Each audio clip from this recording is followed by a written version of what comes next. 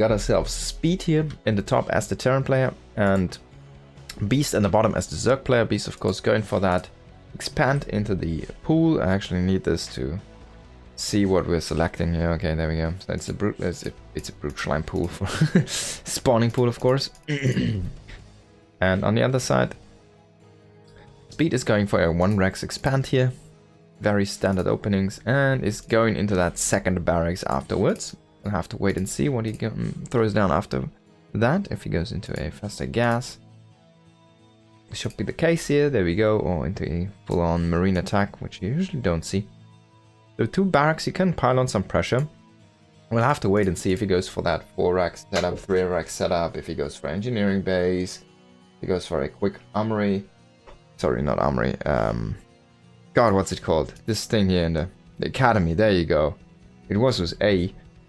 It's only I could remember. So he's gonna go for that academy rush, and it's gonna be a fast stim. It's gonna be a fast medic, and it's gonna be a firebat to hold the line here to keep those depots safe and the base. And once he has that set up, he's gonna go ahead and try to push. And well, he's at least gonna try and force some sunken colonies. But you also kind of want to get just a few drones if you can, and maybe deny a 3rd base with that. And the main goal basically is just to keep pressure on the Zerg. So if there's going to be a 2-base muta play, which is the standard as the Spire also goes up, or like a muta opening is the standard 3-hatch muta, of course, right? It just keeps pressure out on the map, so you force the mutas to be at your army or like not really attack you. Now Link's coming in here. I'm gonna check the wall. He wants to see what he can find, but not gonna see much though. I think if we, yeah. He only sees a few marines, sees a few buildings at the front. He's like, alright, you have expanded. Double depot setup, very standard wall in. You see the engineering bay coming up as the Spire is about to finish here. And the first push out is gonna commence here. The medic is there, the marines are going through. 1 firebat with this group. I think Stim is about to finish up. As you can see, it's about to finish when this is halfway across the map here.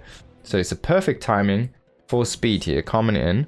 And we need to see some sunken colonies. It's going to be the first one already in Morph Action, second one. 1 evolution chamber. Love to see this here to try and block the entrance a little. Maybe this is going to block his links though. He needs to cancel this. He's not going to cancel. He might actually lose a few units here. Now, if he can kill the sunken colony, he can kill a few drones even. Oh my god, that's a perfect drone pull though. That was crazy, man. Keeping the sunken alive, that was actually insane. And the medic is even gonna get sacrificed. You're not gonna get micro. That was a really good defense. Wow. Clutch. Talk about clutch here. Really nicely done by Beast. And Speed behind this, of course, this bought him some time to get up his turrets. He's gonna get a bunker because he needs to be safe now. He lost all of his presence across the map. He needs to be careful against those mutalisks, which are gonna be most likely common. There's a firebat hunting a couple of drones. Love to see it. That's the firebat that one was made to hold the line in case any links try and run in. And he gets 2 drones. That's amazing here for 1 firebat. This firebat has been more and more common recently. A lot of people have been using that, and it's just nice to throw down a little bit of pressure on that 3rd. And maybe he can get 2 more drones here. He's gonna get 1 more, and that's gonna be it. But what a firebat. I mean, that thing is expected to get nothing. And this firebat got more damage done than the whole attack earlier. I mean, he killed a sunken colony. And a few links. That's basically it. And damaged another one. He almost snowballed it, of course. But, I mean, in the end, that was the perfect firebat follow-up here, and Speed is gonna be very happy with that one.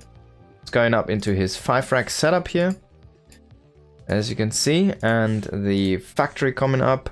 And with that, we'll have to wait and see if he wants to go Valkyrie or if he wants to go Vessels. I'm gonna guess it's gonna be Vessels. He still needs that extra gas though, if he goes up to that. So far, he's gonna play this very biocentric. Oh, losing a muta here, Beast. A little bit sloppy on his end. Definitely not how you want that to happen. Was a nice moment there for Speed to pounce on that clump of mutas. Now he's gonna use his bio to just be out on the map a little bit and force the Zerg basically to guard this army. Because if the Zerg doesn't, then he can just go and kill that third base, right? It's gonna be kind of like a base trade. Oh, he's getting one of that muta clump actually extremely low there, 20 HP. It was a nice target fire. Spreading out his army a tiny bit here, needs to be careful. Another stim is gonna be called, but not much is gonna happen here. Factory is gonna float out. Only one starboard, so this, and the armory, so this looks like a Valkyrie push, but with a factory floating, it doesn't look like that actual push which we usually see with a tank and Valkyries, where you have like 3 tanks and then you have 3 Valks, 2 to 3 Valks, and then you just go with a bunch of bio and try to kill those mutas and the Zerg player basically. Now, Beast is doing a nice job here with those mutas, actually diminishing the marine count here, not losing a mutalisk, and he has enough to go in and attack those turrets, but he's actually losing a few mutas here already. He lost 4 mutas in this attack here, but this is a nice attack, and Speed decides to pile on the pressure and say, alright, we're gonna go ahead and get across the map, we're gonna force you back. Now, the mutas have to come back, they have to guard this, because otherwise things are gonna die here. First Overlord is gonna get picked off, second one can probably escape here, just barely, but there we see already Valkyries in production in the bottom here, or screen, and Speed kind of has to just sit here now. Here of course has marine range is finished up, and he's going into his +1 armor at this point. He has +1 attack already done. We do have the +1 damage of course on those meters as well. Dealing a bunch of damage here, but nice job here by Speed, really keeping Beast kind of on his own part of the map and forcing these meters to stay back. This is extremely light muta harassment so far. I mean, Speed has been really forcing Beast to be at home so much. It's insane. He gets so much freedom from that. No SCVs have been killed. I mean, think about this. And now he can rally the Valkyrie across. And if he doesn't get caught by these lurkers, he can possibly break this position, but he loses just a bunch of his bio before he can join up with that Valk. Not a good play in my opinion. Now he brings the Valk back.